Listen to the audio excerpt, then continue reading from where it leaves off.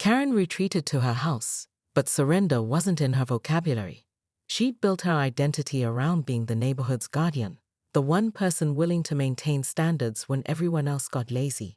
Being outmaneuvered by Sarah Anderson felt like a personal attack on everything she stood for. She spent the afternoon on her computer, researching naval special warfare integration, trying to find some angle, some weakness.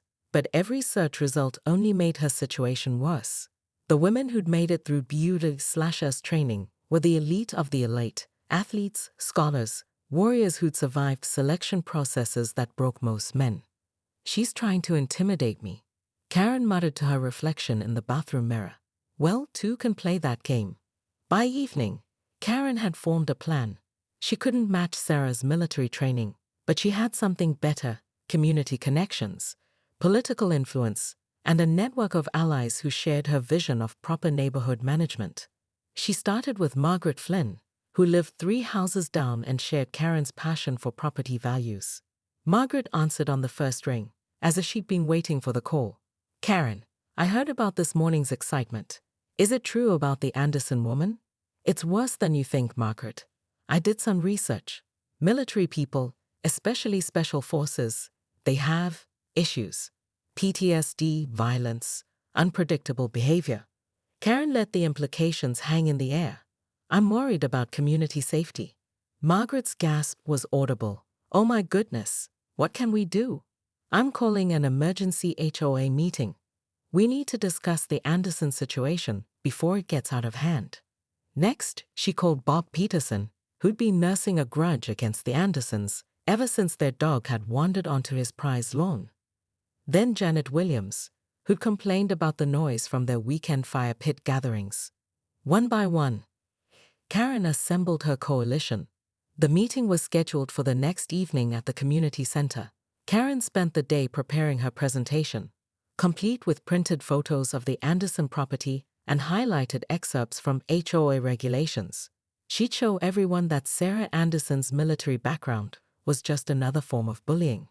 But as Karen stood before the assembled residents, she sensed something different in the room's energy.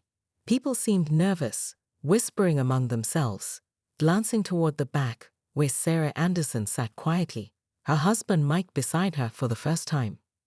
Mike Anderson was exactly what Karen had feared: tall, composed, with the same watchful intensity as his wife. Another military type, probably. They sat together like a matched set of weapons, perfectly calm and absolutely lethal.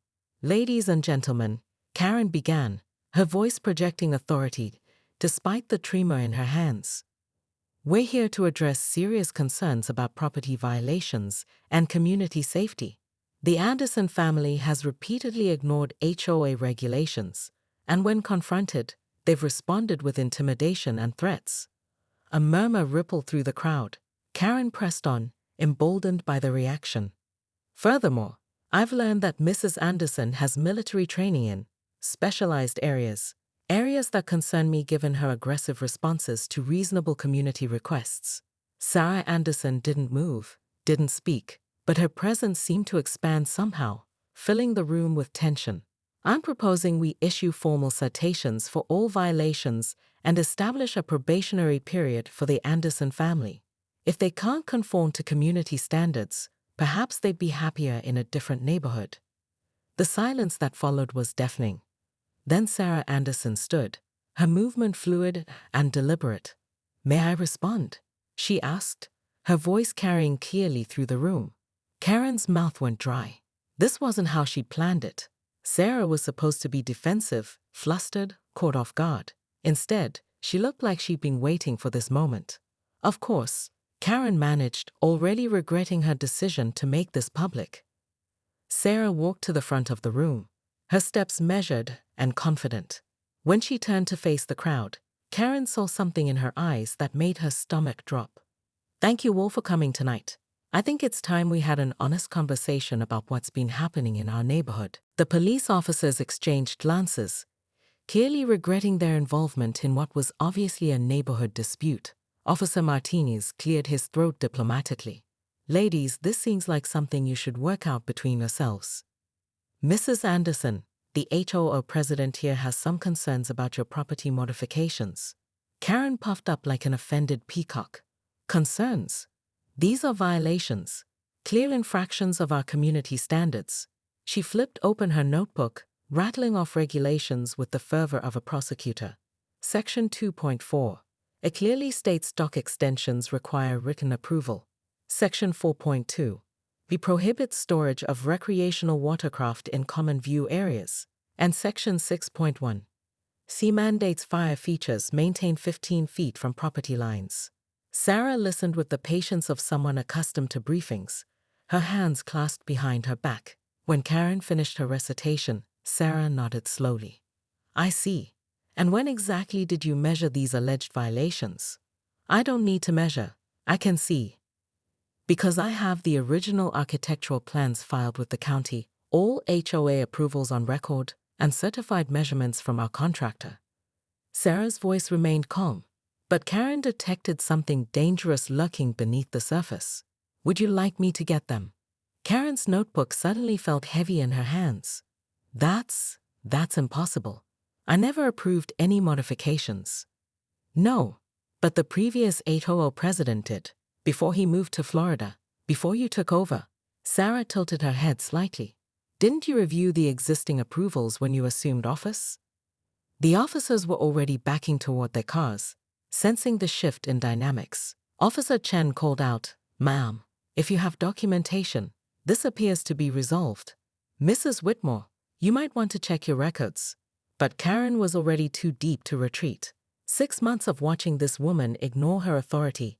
6 months of feeling dismissed and undermined. 6 months of having her expertise questioned by someone who'd barely lived here half a year. I don't care what the previous president approved, Karen snapped, her voice carrying across the water. I'm in charge now, and I'm telling you these modifications are unacceptable. You'll receive formal citations by end of business today. Sarah's expression didn't change, but something shifted in her posture. The officers noticed it too. A subtle straightening that made the morning air feel suddenly electric. Mrs. Whitmore, Sarah said quietly, I think you should be very careful about how you proceed. Are you threatening me? Karen's voice pitched higher, drawing attention from other neighbors who'd emerged to investigate the commotion. I'm giving you information. You might want to do your homework before you make this personal. Karen laughed, but it sounded forced even to her own ears. Personal? This is about property values and community standards, something you clearly don't understand. I understand more than you think. Sarah's smile was razor-thin. I understand that you've been watching my house with binoculars. I understand that you've filed 6 frivolous complaints in 4 months. I understand that you've contacted my husband's workplace trying to get information about our background. The color drained from Karen's face. I was just, community safety requires. Community safety requires what exactly? Stalking your neighbors? Harassing local businesses? Or did you think I wouldn't notice the PI you hired to run background checks? Karen's notebook slipped from her fingers, hitting the dock with a wet slap. The watching neighbors were close enough now to hear everything, their phones discreetly recording. You can't prove any of that, Karen whispered. Sarah's smile turned genuinely amused. Mrs. Whitmore, I spent 12 years in naval special warfare. I noticed your surveillance the day we moved in. I've been documenting everything. The words hit Karen like a physical blow. Naval special warfare, Navy SEALs. She'd been spying on a trained operative for 6 months, thinking she was clever. That's not possible. Women aren't. Women weren't until they were. I was in the 2nd integrated class. Sarah's voice carried the weight of absolute certainty. Now, I suggest you go home and reconsider your approach to neighborhood relations. Karen stood frozen on the dock, her world tilting sideways as she realized she'd been playing checkers while her opponent was playing chess. Karen Whitmore stood at her kitchen window, binoculars pressed against her eyes, watching the lakeside cabin across the water with the intensity of a hawk stalking prey. The morning mist hadn't even lifted from Pine Lake, but she was already 3 cups of coffee deep and armed with her leather-bound HOA violation notebook. Absolutely unacceptable, she muttered, scribbling furiously. Dock extension exceeds regulation by at least 6 inches. Kayak storage violates Section 4.2. And that fire pit. She clicked her tongue disapprovingly. Completely non-compliant with setback requirements. The cabin belonged to the Andersons, Mike and Sarah. Horde moved in 6 months ago. Karen had introduced herself with a fruit basket and a 40-page HOA handbook, but they'd barely glanced at it. Now look where their negligence had led. She grabbed her phone and dialed 911 with the righteous fury of someone who'd found their calling. Pine Lake Police? This is Karen Whitmore, HOA president of Lakeside Estates. I need officers dispatched immediately to 247 Lakeshore Drive. Multiple violations in progress, possible safety hazards, and she paused for dramatic effect. The residents are being completely uncooperative with community standards. The dispatcher's voice crackled through. Ma'am, are you reporting a crime? I'm reporting flagrant disregard for property values and community safety. These people think they can just do whatever they want because they're new. Karen's voice rose an octave. Someone needs to show them this is a respectable neighborhood. 20 minutes later, 2 patrol cars pulled up to the Anderson cabin. Karen positioned herself on her deck with a clear view, her phone ready to document everything. This would teach them to ignore her letters. Officer Martinez knocked on the cabin door while his partner, Officer Chen, examined the supposedly offensive dock. Karen leaned forward, practically vibrating with anticipation. The door opened, revealing a woman in workout clothes, mid-30s, athletic build, with an easy smile that didn't quite reach her eyes. Sarah Anderson had been gardening, dirt smudged on her cheek, completely unbothered by the police presence. Good morning, officers. How can I help you? We received a complaint about property violations, Martinez said, looking slightly embarrassed. Are you the homeowner? Sarah's smile tightened almost imperceptibly. I am. What specific violations? Karen couldn't hear the conversation from her deck, but she could see Sarah's posture shift, subtle but unmistakable. The woman's relaxed stance became more centered, her awareness heightened in a way that made Karen's triumph feel suddenly hollow. Ma'am, these appear to be civil matters, Officer Chen was saying. You might want to contact your HOA directly. But Karen had already made her choice. She marched down to the water's edge, her violation notebook clutched like a weapon. Officers, thank you for coming. As HOA president, I can walk you through each infraction. She pointed dramatically at the dock. Clearly exceeds permitted dimensions. The fire pit violates setback requirements. And don't get me started on the unauthorized kayak storage. Sarah Anderson looked directly at Karen for the first time, and something in those calm, measuring eyes made Karen's confidence waver. Mrs. Whitmore, isn't it? Sarah's voice was perfectly polite, but there was steel underneath. I believe we need to talk. Karen Whitmore stood in her empty kitchen 3 days later, staring at the resignation letter she'd submitted to the HOA board. The special election to replace her had been called for the following week, and Sarah Anderson had already been nominated by unanimous consent. The irony wasn't lost on her. She tried to drive the Andersons out, and instead had driven herself into exile. Neighbors who'd once sought her advice now crossed the street to avoid her. Her phone had stopped ringing. Even Margaret Flynn had stopped returning her calls. But Karen hadn't survived 53 years by accepting defeat gracefully. She'd spent the last 2 days researching everything she could find about naval special warfare, military discharge records, and veteran benefits. There had to be something. Some violation, some inconsistency, some way to prove that Sarah Anderson wasn't the decorated hero she claimed to be. Her doorbell rang at precisely 3 p.m. Karen peered through the peephole and saw Sarah Anderson standing on her porch, alone carrying a manila envelope. Karen opened the door cautiously, keeping the chain lock engaged. What do you want? To talk. May I come in? I don't think that's appropriate. Sarah held up the envelope. I have something that belongs to you. Curiosity overcame caution. Karen unlatched the chain and stepped aside. Sarah entered with the same measured confidence she'd displayed at the meeting. But something was different. She seemed tired. Nice house, Sarah said, glancing around the immaculate living room. You have good taste. Just say what you came to say. Sarah sat down uninvited, placing the envelope on the coffee table. I know you've been digging into my background. The private investigator you hired, he's been asking questions around the base. Karen's heart skipped. I don't know what you're talking about. The same investigator you used to research my family 6 months ago. Robert Chen Investigations. Sarah's smile was weary. He's good, but not good enough to avoid military intelligence networks. The envelope seemed to pulse with menace on the table between them. Karen couldn't look away from it. Here's what I don't understand, Sarah continued. What did we ever do to you? We moved in quietly, kept to ourselves, followed the rules. Why the hostility? Karen remained silent, but her mind raced.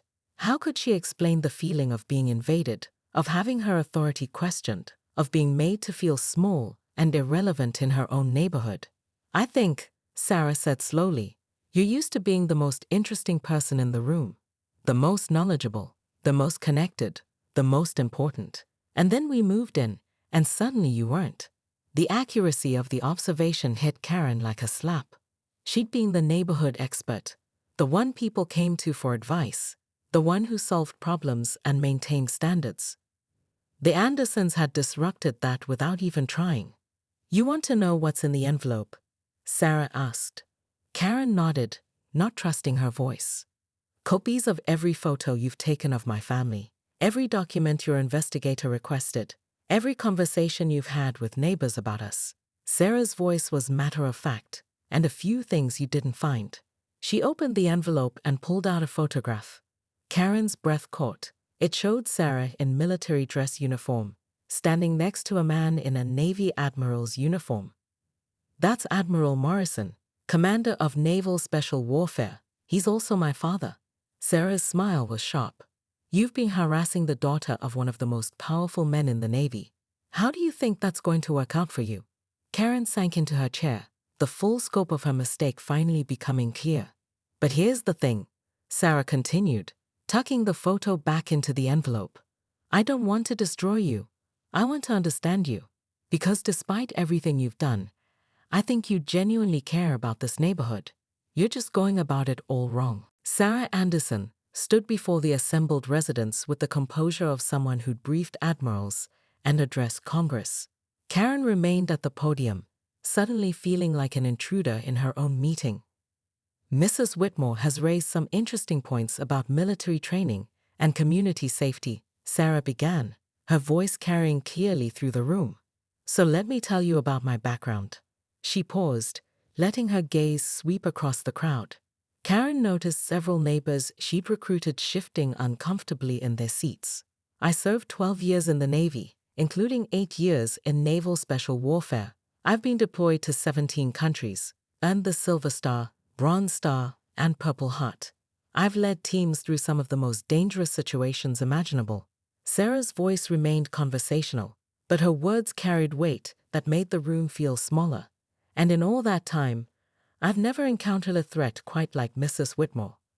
A nervous laugh rippled through the crowd. Karen felt heat rising in her cheeks. You see, Mrs. Whitmore has been conducting surveillance on my family for 6 months. She's photographed my children playing in our yard. She's followed my husband to work. She's hired a private investigator to research our background. Sarah reached into her jacket and pulled out a thick folder. I have documentation of every incident. Karen's coalition began to crumble as she watched Margaret Flynn's face pale, Bob Peterson study his shoes, and Janet Williams actually scoot her chair away from the front row. But here's what Mrs. Whitmore doesn't understand, Sarah continued. Military training doesn't make someone dangerous to their community. It makes them protective of it. When I see a neighbor struggling with groceries, I help. When there's a problem, I solve it. When someone threatens my family. She let the sentence hang in the air. Mike Anderson stood up from the back of the room. Maybe I should introduce myself too. Mike Anderson, Marine Corps, Force Recon, 3 tours in Afghanistan. Sarah and I chose this neighborhood because we wanted peace, community, and a place to raise our kids safely. Karen's hands started shaking. She'd been so focused on Sarah that she barely researched the husband.